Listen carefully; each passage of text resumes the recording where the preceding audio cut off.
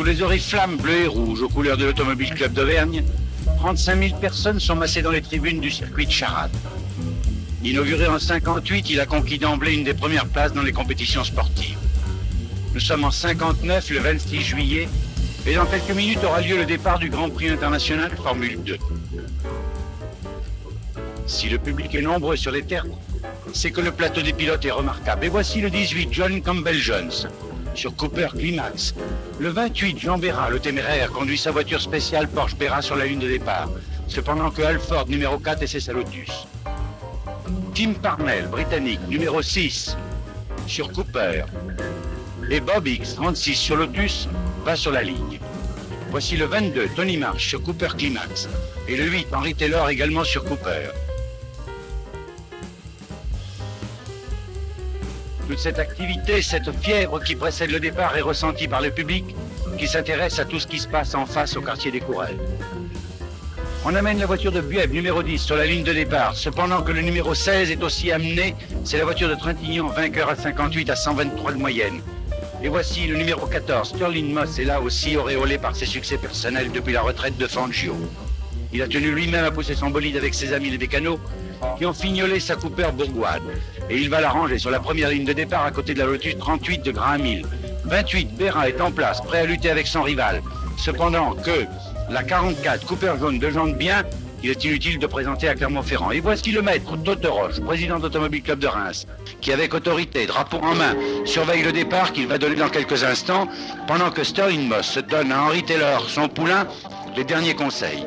Voici le 20 à Richel, un peu en retard. Au départ, Totoroche stimule les gendarmes et les envoie déblayer la piste. En tête, le 12, Bristow, 38, Graham Hill, le 14, Moss. Et c'est la mise en route des moteurs. Chaque voiture est poussée et rétrograde sur la ligne de départ. Les coups d'accélérateur se font pressants, les moteurs sont chauffés. La minute qui précède le départ est suivie avec attention à la tribune d'honneur où l'on reconnaît M. Perroni, préfet, et Pierre Pinjot, président de l'Automobile Club d'Auvergne. Encore quelques secondes, et M. Roche lève son drapeau, ils sont partis. Bristow en tête, suivi de Moss, McLaren, Grégory, Jean Béra, Hill, Campbell-Jones. Et c'est la ruée sous la passerelle des tribunes, moment impressionnant dans un bruit infernal, dans un roue d'en roue vertigineux. Au grand balcon, le 12, Bristow est en tête, suivi de Moss, Taylor, Shell, Béra, qui a fait un mauvais départ et qui, avec audace, va essayer de sauter des places, jeu dangereux dans les premiers tours où les voitures n'ont pas encore eu le temps de s'étirer le long du circuit.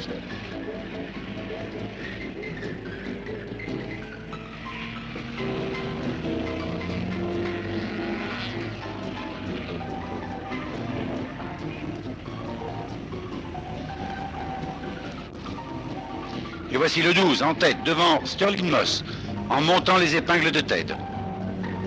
Suivi de Jean Béra qui saute des places. Le premier tour est bouclé en 3 minutes 50, soit 125 de moyenne. Mais le 16, Trintignant, s'arrête à son stand. Une panne de moteur. Puis c'est le 22, Tony Marsh, qui aussi s'arrête pour une mauvaise alimentation. Les autres sont passés. Et en attendant leur retour au deuxième tour, on peut, des tribunes, admirer, flambant neuf, le quartier des pilotes qui s'étale le long de la ligne de départ jusqu'à la tour de contrôle, où sont rassemblées les liaisons avec les commissaires égrenés le long du circuit, les services de sécurité, la presse, le poste de chronométrage et la tour, où le speaker peut suivre 3 km de route et donner au public les positions des voitures.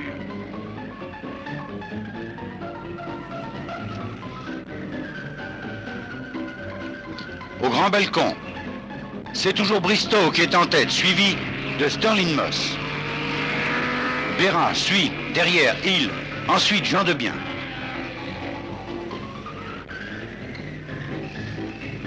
À Grave Noir, même position.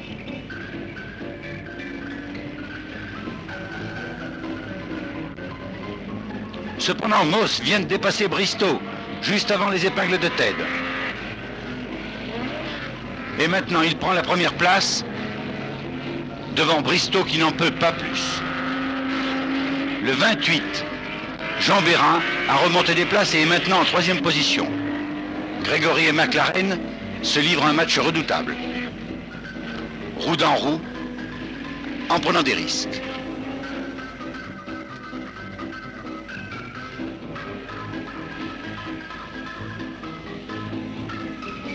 Au virage rosier, c'est le 14 qui passe en tête, mais maintenant Béra est en 2e position et il va essayer de talonner son rival Sterling Moss. Grégory McLaren, toujours roue dans roue, continue de se livrer un duel farouche.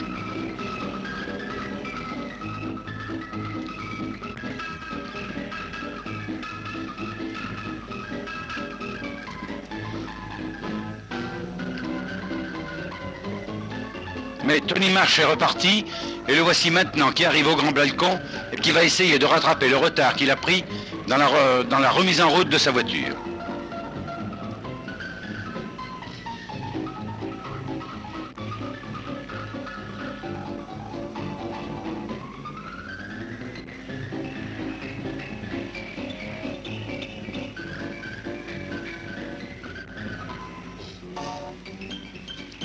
Mais voici le 10, Bueb, en retard, suivi de Trintignant, qui fonce au grand balcon. Avale Charal, et comme des bombes surgissent à Grave-Noir, mais Bueb vient de manquer de virage. Il a buté le talus sous les pieds de notre caméraman, qui est éclaboussé d'essence et de cailloux. Il a été projeté hors de sa voiture. Pendant que le service incendie asperge le bolide de mouches carboniques, les gendarmes sont là pour évacuer le blessé inerte. C'est très grave. Bueb, brillant pilote, ne résistera pas à ce coup mortel.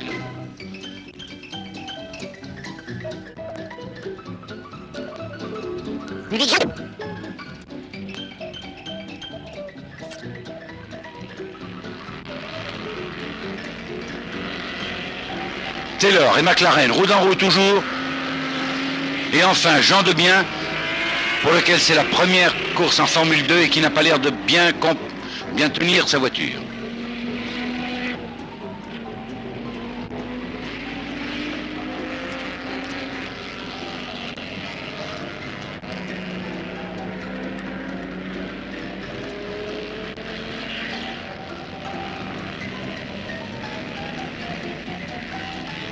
Ah non, il n'est pas suivi de Béra. Béra vient de s'arrêter au stand des coureurs. Béra, parti en retard, il avait réussi à remonter le paquet avec cette témérité extraordinaire qu'on lui connaît. Et qui lui coûtera la vie 8 jours plus tard à la Vus à Berlin. Mais là, il est obligé de s'arrêter pour une panne. Mais le voilà qui est maintenant reparti. Et qui fonce dans la descente de Charade. Derrière Sterling Moss, qui a tout de même une grande avance sur lui.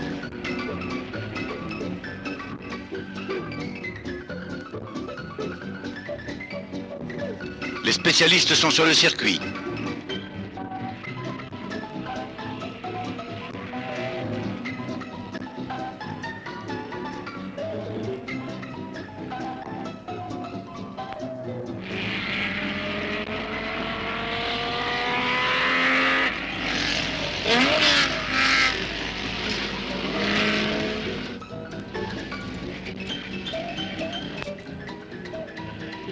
Au talus de Grave-Noir.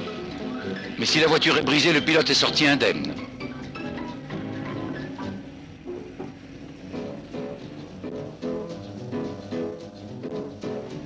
La Porsche de Beaufort fait un arrêt à Grave-Noir et attend un passage possible.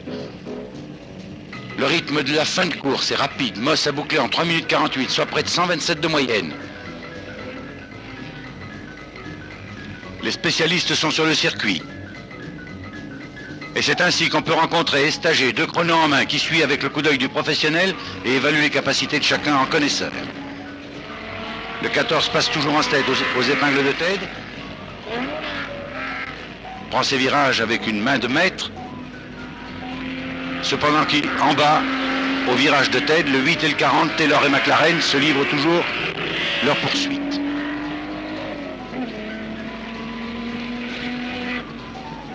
Voici le 20. Arichel, dont c'est aussi une des dernières courses qui se situera en septembre en Angleterre. Béra, qui est reparti, a pris quand même du retard. Et aux tribunes, le public, debout, attend le dernier tour. Toto Roche, drapeau en main, se prépare au signal de fin de course. Et c'est Moss qui, le premier, passe la ligne d'arrivée, gagnant en 1 minute 41 le Grand Prix d'Auvergne Formule 2, suivi de Henry Taylor en 1 minute 42. McLaren, Gregory, Jean Debien, Graham Hill, Campbell Jones, Hicks, Parnell et enfin Jean Bérat, qui n'a pas pu remonter le retard de sa panne malgré son audace. Cette fameuse audace qui lui coûtera la vie 8 jours plus tard. C'est malheureusement le sort de ces fervents, de ces as, et on ne peut vraiment que le regretter.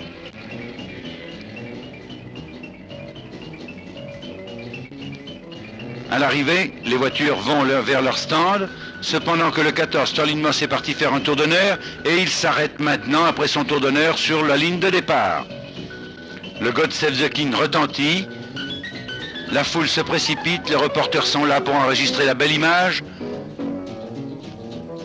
La radio, télévision est aussi là et c'est ainsi qu'on peut voir autour d'un public passionné, autour des fervents, autour des mécanos, des organisateurs, en rouge, à côté de Sterling Moss, Tully Franklin, la radio-télévision française, qui ne le lâche pas.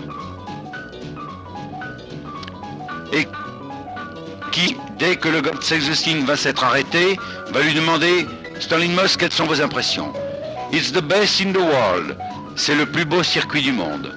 Et c'est sur cet avis flatteur, mais autorisé,